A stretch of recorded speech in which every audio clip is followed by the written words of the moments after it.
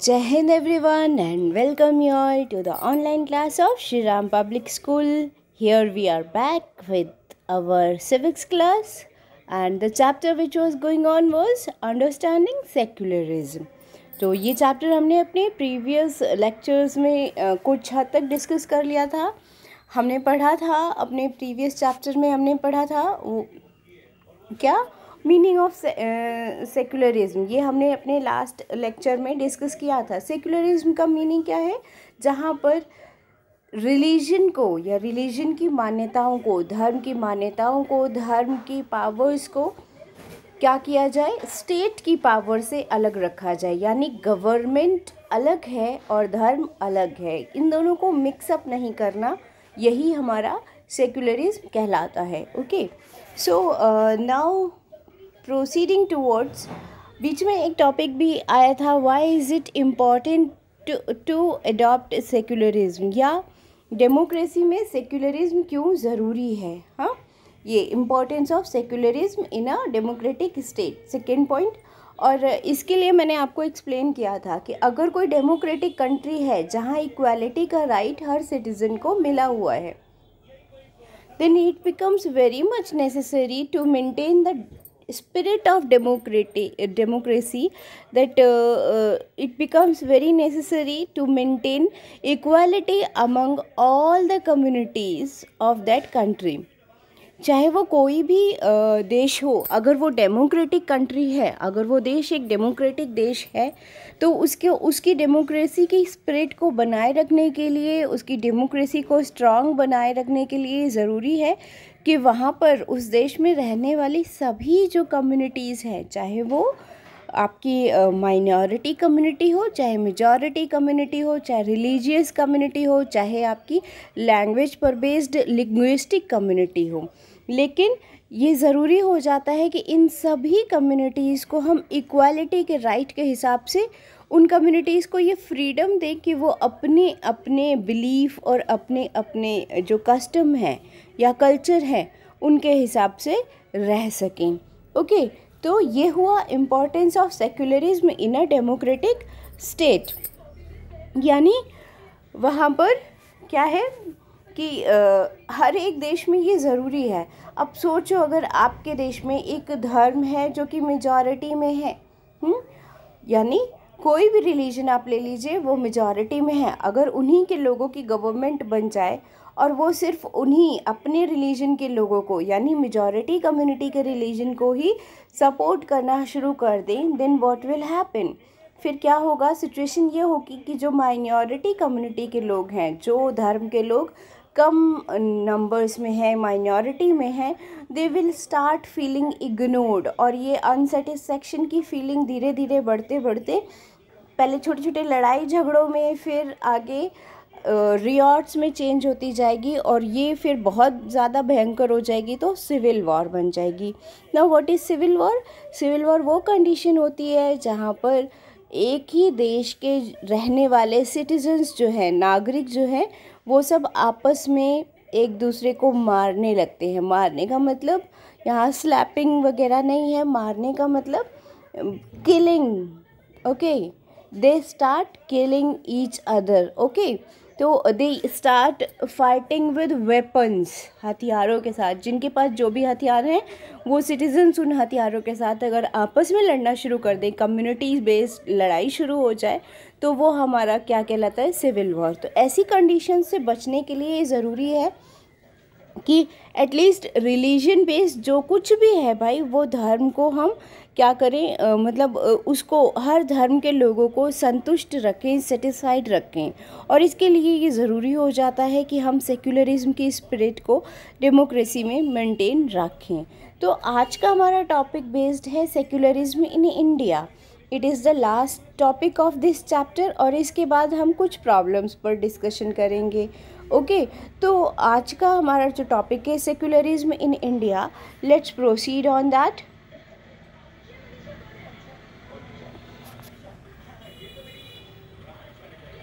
Secularism in India, it is today's topic, and for that, what is Indian secularism? Indian secularism है क्या? पहले आप वो check कर लीजिए। See, the Indian Constitution mandates that the Indian state be secular. यानी हमारा जो भारतीय संविधान है, इंडियन कॉन्स्टिट्यूशन है, ये एकदम कंपल्शन लगाता है, एकदम मैंडेट का करने का मतलब कि एकदम वो लॉ के थ्रू इम्प्लीमेंट करता है कि जो हमारा जो इंडियन स्टेट है, हमारी इंडिया कंट्री है, वो सेक्युलर होगी. ठीक है. According to the Constitution, only a secular state can realize its objective to ensure the following. और संविधान के हिसाब से, अकॉर्डिंग टू कॉन्स्टिट्यूशन, संविधान के हिसाब से सिर्फ एक सेक्युलर स्टेट जो है वो रियलाइज कर सकता है किन चीज़ों के लिए, फॉलोइंग जो ऑब्जेक्टिव्स हैं उनके लिए. अब ये ऑब्जेक्टिव्स क्या हैं? फर्स्ट वन देखिए, that one religious community does not dominate other. यानी कोई भी एक धार्मिक जो कम्युनिटी है वो दूसरी कम्युनिटी को दबाएगी नहीं. डोमिनेट करने का मतलब उस पर अपनी इच्छाएं नहीं थोपेगी, डोमिनेट नहीं करेगी. ठीक है. Second one, that some members do not dominate other members of the same religious community. यानी कुछ मेंबर्स मिलकर दूसरे धर्म के लोगों को, कुछ मेंबर्स मिलकर दूसरे धर्म के लोगों को डोमिनेट नहीं करेंगे. ये भी हो गया आपका. Now third one, that the state does not enforce any particular religion nor take away the religious freedom of individuals. यानी कोई भी पर्टिकुलर धर्म, कोई एक जो रिलीजन है वो दूसरे रिलीजन का जो फ्रीडम है वो उसको डिस्टर्ब नहीं करेगा. यानी सपोज़ करिए आज अगर गवर्नमेंट मुस्लिम्स की हो जाती है कम्युनिटी की, और यहाँ पर एक मुस्लिम प्राइम मिनिस्टर बन जाते हैं, तो उन्हें ये राइट नहीं है कि वो हिंदूज़ की पूजा करने के तरीक़ों पर या उस पर कोई पाबंदी लगा सके, उस पर कोई जो है बाउंडेशन लगा सके. Similarly it applies for Hindus also, या कोई भी और कम्युनिटी के लिए भी ये एप्लीकेबल होता है सिमिलर वे में. ठीक है.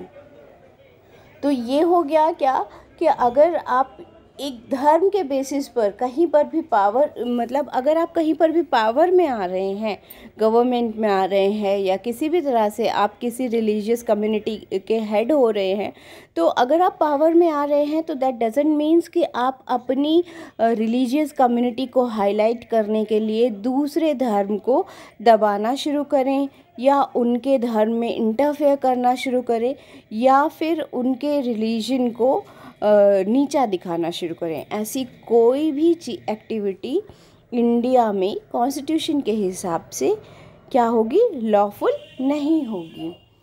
Now see next, the Indian state works in various ways to prevent the above domination. यानी इंडियन स्टेट जो है वो काम करता है, हमारा भारत देश में जो लॉ है वो काम करता है अलग अलग तरीके से ये डोमिनेशन को बचाने के लिए. ये एक धर्म जो है मेजॉरिटी में, उसका प्रेशर ना बने किसी दूसरे धर्म पर, इसको बचाने के लिए अलग अलग तरीके से काम करता है. पहला क्या है? First, it uses a strategy of distancing itself from religion. पहला तो यही हो गया कि जो भी गवर्नमेंट होगी वो धर्म से दूरी बनाकर रखेगी, वो किसी भी रिलीजन को प्रमोट नहीं करेगी, सपोर्ट नहीं करेगी, उसके लिए सभी रिलीजन बराबर होंगे. The Indian state is not ruled by religious group and not does it support any one religion. कोई भी भारतीय जो सरकार होगी या भारत देश जो है कंट्री, वो अपने आप को धर्म से दूर रखेगा और किसी भी धर्म को सपोर्ट नहीं करेगा, किसी धार्मिक ग्रुप को सपोर्ट नहीं करेगा. ठीक है. और इस तरह से हम धर्म और सरकार या धर्म और एडमिनिस्ट्रेशन को अलग रखेंगे. In India government spaces like law courts, police station, government schools and offices are not suppose to display or promote any one religion. और भारत में गवर्नमेंट ऑफिसेस या जो गवर्नमेंट के ऑक्यूपाइड जो भी प्लेसेस हैं, जैसे गवर्नमेंट स्कूल हो गए, आपके गवर्नमेंट ऑफिसेस हो गए, कोर्ट हो गए, लॉ कोर्ट्स जो हैं, पुलिस स्टेशंस जो हैं, हॉस्पिटल्स हैं, ठीक है, इनमें किसी भी पर्टिकुलर धर्म का कोई भी चीज़ डिस्प्ले वहाँ पर नहीं की जाएगी। यही रीज़न है कि आप देखिए किसी भी ऑफिस में कोई इस तरह का कोई भगवान वगैरह की मूर्ति नहीं लगी होती है। Okay, so this is Indian secularism. इस तरह से हम देखते हैं कि अलग अलग तरीके से ये चीज़ें हाईलाइट की हुई हैं। अब देखो इसी चीज़ को डायलेक्ट के तौर पर, एक डायलॉग के तौर पर आपकी बुक में डिस्प्ले किया गया है, and I have extracted this dialogue here. Secularism in India में ही टॉपिक में ही है ये dialogue. See, try to read this. In a government school in Seemapur student want to celebrate a religious festival. अब ये गवर्नमेंट स्कूल है और वहाँ पर बच्चे जो हैं वो कोई एक फेस्टिवल, धर्म का कोई एक फेस्टिवल मनाना चाहते हैं। Okay sir, there is a big religious festival next month. अगले महीने एक बड़ा धार्मिक त्यौहार है। We have never celebrated it in school, can we do it this year. बच्चे पूछ रहे हैं टीचर से कि सर अगले महीने कोई बड़ा फेस्टिवल आने वाला है हमारे धर्म का, और हमने कभी स्कूल में ये फेस्टिवल सेलिब्रेट नहीं किए हैं, तो क्या हम इस साल सेलिब्रेट कर सकते हैं। अब टीचर क्या रिप्लाई दे रहे हैं वो देख लीजिए। I am afraid that isn't possible. वो कहते हैं कि मुझे डर है लेकिन ये बिल्कुल पॉसिबल नहीं है Rekha. This is a government school, ये गवर्नमेंट स्कूल है। We can not give importance to any religion, हम किसी भी धर्म को इम्पोर्टेंस नहीं दे सकते हैं। Private school may do that, अगर वो प्राइवेट स्कूल है तो ये कर सकते हैं। वो प्राइवेट स्कूल क्योंकि वो प्राइवेट ओनरशिप पर है तो वो कर सकते हैं। And similarly government schools don't celebrate any religious festival in the school premises. Government schools जो है वो कोई भी जो रिलीजियस फेस्टिवल है, चाहे वो दिवाली है, चाहे ईद है, चाहे गुरु पर्व है या क्रिसमस है, कोई भी रिलीजियस फेस्टिवल जो है वो अपने स्कूल बाउंड्रीज़ के अंदर में सेलिब्रेट नहीं कर सकते हैं। Many most religious festivals are public holidays, और ज़्यादातर जो रिलीजियस, जो धर्म से रिलेटेड जो भी हॉलीडेज़ हैं वो पब्लिक हॉलीडेज़ के तौर पर होते हैं। So that we can celebrate these at home, ताकि हम उन त्योहारों को, उन फेस्टिवल्स को अपने घर पर मना सकें। ओके, अब ये तो टीचर ने बच्चों को समझा दिया, and they went to home. अब बच्चे रास्ते में आपस में बात करते हुए चल रहे हैं। I never thought of it this way, I guess we can always celebrate it outside school. वो कहता है कि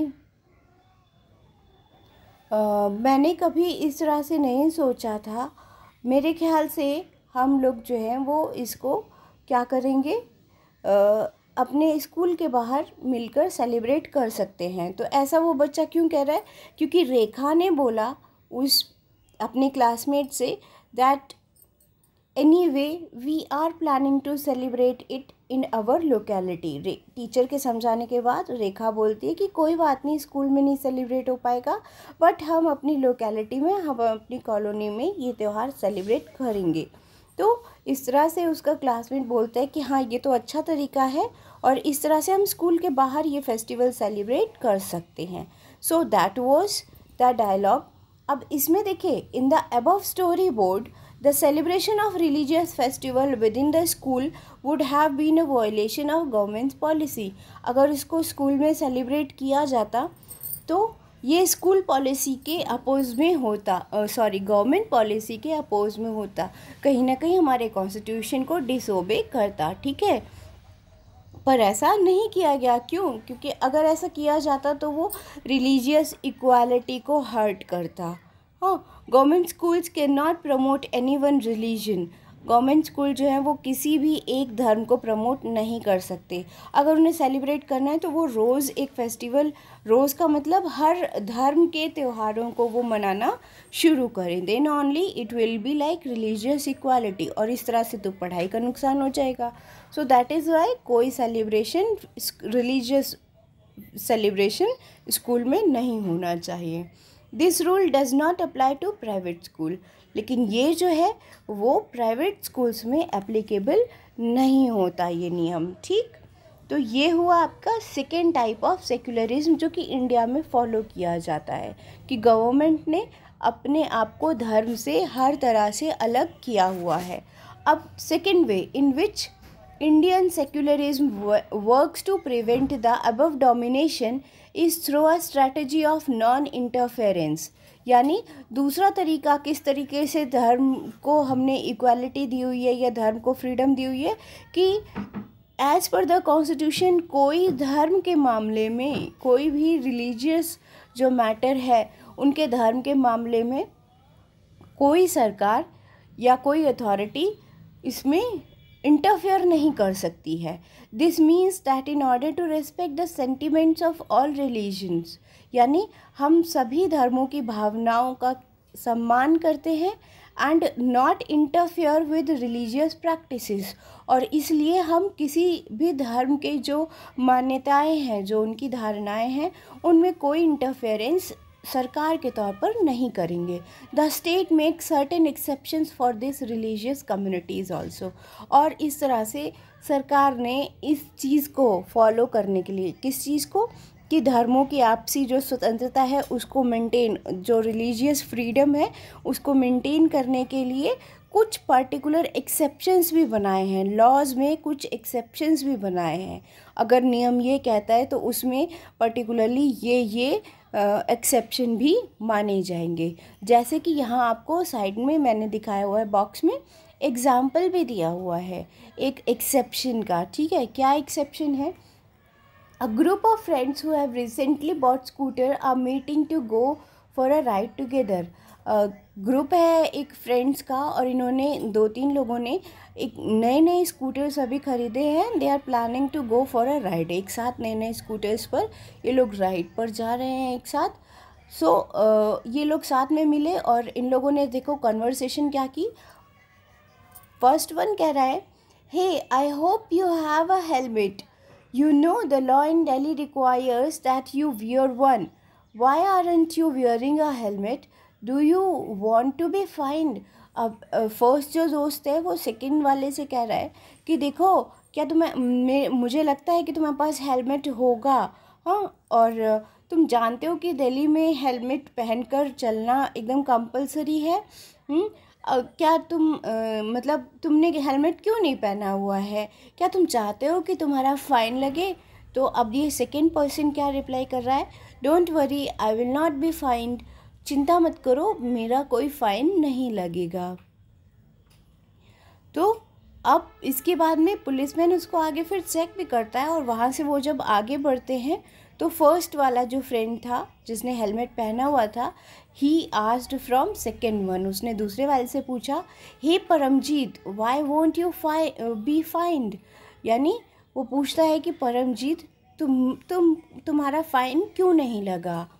तो परमजीत आंसर करता है, फॉर सिक्स वियरिंग अ पगड़ी is a very important part of our religion, यानी हमारे धर्म में पगड़ी पहनना बहुत इम्पॉर्टेंट माना जाता है, बहुत ज़रूरी माना जाता है। और everyone knows about that, Sikh लोग पगड़ी पहनते हैं, सरदार जी की पगड़ी। हाँ, तो the government can not force me to wear a helmet, और इसलिए सिर पर जब पगड़ी है तो उसके ऊपर से हेलमेट पहनने के लिए कोई भी गवर्नमेंट मुझे यहाँ पर फोर्स नहीं कर सकती है। ठीक है, तो इस तरह से क्या किया गया है, रिलीजियस फ्रीडम भी दी गई है। और ये दूसरा तरीका हो गया किस तरह से सेक्युलरिज्म को मेंटेन किया जाता है, प्रिवेंट किया जाता है हमारे देश में। Okay, so it was all about that. आगे हम देखते हैं क्या है। Yes, the third way in which Indian secularism worked to prevent the domination listed earlier is through a strategy of intervention। यानी तीसरा तरीका क्या है, जिस तरह से थर्ड वे, जिस तरह से इंडियन सेक्युलरिज्म काम करता है या इंडियन गवर्नमेंट काम करती है सेक्युलरिज्म को प्रिवेंट करने के लिए, वो क्या है, through a strategy of intervention. Intervention का मतलब जैसे जिस तरह से हम धर्मों में बुरी प्रथाओं को या कुप्रथा जिसको बोलते हैं जो कि सोसाइटी के लिए अच्छी नहीं है, उनको क्या करते हैं, हम ख़त्म करते हैं। और इसका एक अच्छा एग्जाम्पल अनटचेबिलिटी है। Untouchability means this is a good example where members of, ये एक अच्छा एग्जाम्पल है किसका, मेंबर्स ऑफ सेम रिलीजन, यानी अपर कास्ट हिंदूज़ जो है वो लोअर कास्ट हिंदूज़ को डोमिनेट करते थे। और इस डोमिनेशन को रोकने के लिए इंटरवेन किया गया, यानी कि क्या किया गया, उसमें दखल अंदाजी दी गई, लॉ बनाया गया, पर्सनल लॉ ऑफ कम्युनिटीज़ के हिसाब से लॉ बनाया गया। और इस लॉ के हिसाब से क्या है, the intervention of the state can also be in form of support. Law के हिसाब से अनटचेबिलिटी को बैन कर दिया गया। अब ये ज़रूरी नहीं है कि इंटरवेंशन में सिर्फ आप बैन ही करोगे, दखल अंदाजी आप किसी चीज़ को सपोर्ट करने के लिए भी कर सकते हो। जैसे the Indian constitution grants the right to religious communities to set up their own schools, यानी भारतीय संविधान ग्रांट करता है, क्या करता है, अधिकार देता है हर धर्म को कि वो अपने धर्म को बढ़ाने के लिए, उसको प्रमोट करने के लिए, उसका प्रचार करने के लिए स्कूल्स चला सकता है, रिलीजियस स्कूल चला सकता है प्राइवेटली। ठीक है, प्राइवेट का मतलब जो प्राइवेट ओनरशिप के साथ में हो, स्कूल और कॉलेजेस ऐसे चला सकते हैं। और ये आपने देखा होगा जैसे स्कूल, संस्कृत के स्कूल्स होते हैं, संस्कृत विश्वविद्यालय है, महाविद्यालय है, तो ये एक रिलीजियस कम्युनिटीज़ को प्रमोट कर रहे हैं। देन अगेन आपका जो मौलाना लोग जो चलाते हैं मस्जिदों में मदरसा, ये प्राइमरी स्कूल के तरीके से चलता है और इसी को आगे फॉरवर्ड कर दिया जाता है मुस्लिम्स की जो आपकी उर्दू यूनिवर्सिटीज़ हैं, जैसे कि फॉर एग्ज़ाम्पल आपका अलीगढ़ मुस्लिम यूनिवर्सिटी है, इसके अलावा जामिया मिलिया इस्लामिया यूनिवर्सिटी है। ये सारी यूनिवर्सिटीज़ एक रिलीजियस बेस कम्युनिटीज़ को हाईलाइट करती हैं। ठीक है, तो इस तरह से ये क्या हो गया, हम अलग अलग तरीके से अपने धर्म को प्रमोट भी करते हैं और उसके लिए संविधान की तरफ से, कॉन्स्टिट्यूशन की तरफ से हमें फ्रीडम भी दी गई है, सपोर्ट भी दिया गया है। और इसके अलावा कॉन्स्टिट्यूशन या गवर्नमेंट की तरफ से फाइनेंशियल हेल्प भी दी जाती है ऐसे इंस्टीट्यूशन को, ताकि वो अपने धर्म का पूरी तरह से प्रचार प्रसार कर सकें। ठीक है, अब इसके बाद in what way is Indian secularism different from that of other democratic countries. हमारे देश का सेक्युलरिज्म जो है वो दूसरे देश के सेक्युलरिज्म से अलग कैसे है। अब इसको आप यूएस यानी यूनाइटेड स्टेट्स ऑफ अमेरिका के कॉन्स्टिट्यूशन के सेक्युलरिज्म कॉन्सेप्ट के हिसाब से समझने की कोशिश करिए। ठीक है, first amendment of the US constitution prohibits the legislature from making laws respecting an establishment of religion or that prohibits the free exercise of religion। यानी यूएस कॉन्स्टिट्यूशन जो है वहाँ का पहला ही जो लॉ है वो ये बैन कर देता है गवर्नमेंट को कि वो धर्मों की स्वतंत्रता को प्रोटेक्ट नहीं कर सकते हैं, वो मना करता है इस चीज़ को। What is meant by the word establishment is that the legislature cannot declare any religion as the official religion। अब ये भी सेक्युलरिज्म है कि भाई वहाँ की सरकार किसी भी धर्म को सेक्युलर, वहाँ पर जो है स्टेट का रिलीजन यानी पूरे देश का धर्म डिक्लेयर नहीं कर सकती। Nor can they give preference to one religion, और ना ही वो किसी धर्म को, किसी पर्टिकुलर धर्म को प्रेफरेंस दे सकते हैं। In the USA, the separation between state and religion means that neither the state nor religion can interfere in the affair of one another। यानी USA में ना तो धर्म जो है वो सरकार के बीच में बोलेगा और ना ही सरकार धर्म के बीच में बोलेगी। यानी रिलीजन में अगर कुछ बैड प्रैक्टिसेस यानी कुप्रथाएं हैं तो वो भी वो एक्सेप्ट करेंगे, गवर्नमेंट को कोई राइट नहीं है कि वो उसके बीच में बोले। और अगर गवर्नमेंट भी रिलीजन के बीच में आने की कोशिश कर रही है तो धर्म उसको मना कर सकता है। दोनों बिल्कुल ही अलग कर दिए गए हैं, यहाँ पर किसी के लिए कोई दखल अंदाजी की कोई पार्ट नहीं है। This is one significant way in which Indian secularism differs from dominant understanding of secularism। और इस तरह से dominant understanding of secularism यानी secularism का जो pressurized form है उसको हमारा जो इंडियन सेक्युलरिज्म का टाइप है वो अलग कर देता है। हम किसी को प्रेशराइज नहीं कर रहे और हम दूसरे धर्मों की या हर धर्म की कुछ जो गलत चीज़ें हैं, बैड प्रैक्टिसेस हैं, जो कि अंधविश्वास हैं, उनको दूर करने की भी बात करते हैं। ठीक है, जैसे अभी जो हमने पगड़ी वाला एग्जाम्पल लिया सिख का, हाँ, तो ये वहाँ ज़रूरी नहीं है। अमेरिका में if you are riding a bike and the law is made, then चाहे आप किसी भी कम्युनिटी के हो, आइदर सिख हो, हिंदू हो या कोई भी और रिलीजन, आपको हेलमेट पहनना ही होगा। लेकिन यहाँ पर क्या है, रिलीजन ने गवर्नमेंट के लॉ में इंटरफेयर किया और वहाँ पर रिलीजन को प्रेफरेंस दी गई। ठीक है, this is because unlike the strict separation between religion and the state in American secularism, in Indian secularism the state can intervene in religious affair. American secularism की तरह से एक स्ट्रिक्ट सेक्युलरिज्म यहाँ पर नहीं है। यहाँ पर क्या है, धर्म भी सरकार में इंटरफेयर कर सकता है, तभी तो हेलमेट पहनने का जो रूल है, या मुस्लिम वुमेन्स जो बुर्का पहनने का रूल है, इन सब को एक्सेप्शन के तौर पर रखा गया है। ठीक है, तो यहाँ पर क्या किया है, धर्म ने सरकार में इंटरफेयर किया है। इसी चीज़ को अपोजिट लेकर देखिए तो अब यहाँ पर क्या है, धर्मों की जो भी बैड प्रैक्टिसेस थी, जैसे अभी रिसेंट आपका ट्रिपल तलाक इशू था, या फिर इसके पहले अनटचेबिलिटी, इन सब को लॉ ने बैन किया, यानी गवर्नमेंट ने रिलीजन में इंटरफेयर किया। तो इस तरह से हम ये देखते हैं कि इंडियन सेक्युलरिज्म में जो है वो क्या होता है कि अलग अलग तरीके से हम दोनों को अलग भी रखते हैं, लेकिन फिर भी दोनों साथ में चलते हैं। ठीक है, now the Indian state is secular and works in various way to prevent religious domination। Indian जो धर्म है या इंडियन कंट्री में सेक्युलरिज्म जो है वो बिल्कुल अलग तरीके से है। यहाँ पर हम धर्मों के डोमिनेशन को रोकते हैं। कोई एक धर्म दूसरे को दबा नहीं सकता, उसको प्रेशराइज नहीं कर सकता। कॉन्स्टिट्यूशन की तरफ से हमें फंडामेंटल राइट्स मिले हुए हैं। फंडामेंटल राइट्स के हिसाब से हम अपने धर्मों को फॉलो करने के लिए बिल्कुल फ्री हैं।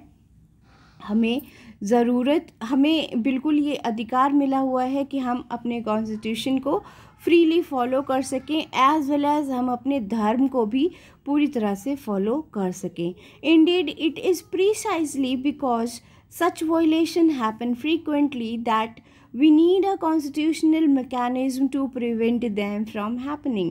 और ऐसा इसलिए है कि हमें ज़रूरत है सरकार की भी जो हमारे धर्मों में इंटरफेयर कर सके और उसमें होने वाली गलत चीज़ों को रोक सके। एज वेल एज हमें धार्मिक स्वतंत्रता भी चाहिए, जहाँ पर हम अपने अपने धर्मों को, अपनी अपनी कल्चर को फॉलो कर सकें अपनी पूरी डिग्निटी और सेल्फ रिस्पेक्ट के साथ में। तो that's all about this chapter. Here we have completed the reading of the chapter. For today's homework, it is read chapter 2 completely। ये आपको चैप्टर 2 रीड करना है, and in our next class we will start doing question answer, or we will do the exercise part of this chapter. So that's all for today. Thank you and have a nice day.